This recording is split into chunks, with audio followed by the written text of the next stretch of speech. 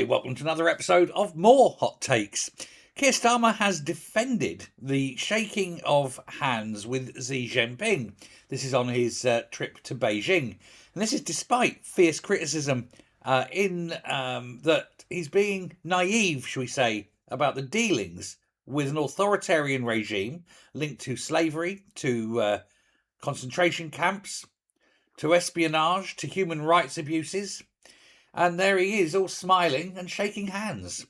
Starmer says it's time to end the diplomatic ice age and chase huge economic opportunities. Well, of course they're huge opportunities for China. They don't have the kind of pressures we have. You know, like paying people proper wages. They just lock them into big factories, pay them pennies an hour, and say you work 9 till 9, 7 days a week. Critics, of course, are unhappy. Kemi Badenoch, she argues that Britain should prioritise allies rather than enemies, and that we should treat China as an enemy state and not allow it things like its super embassy or the Indian Ocean.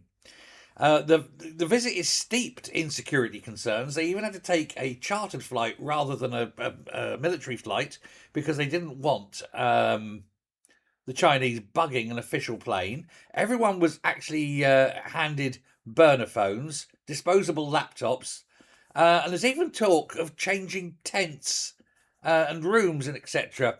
in order to not being spied on.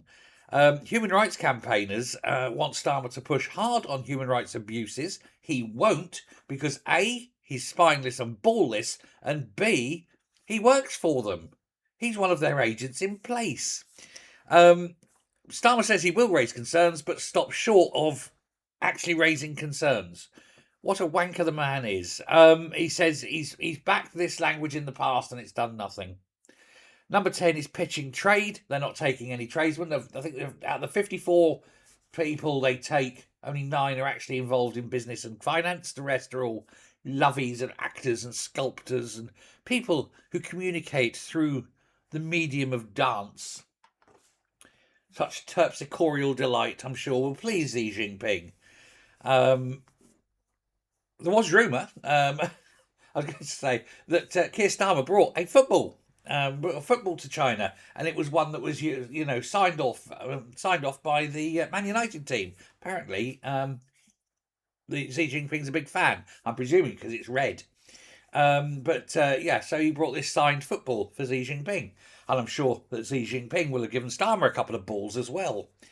But that's a different story for a different day, and not one that I do on my channel. Only fans, maybe.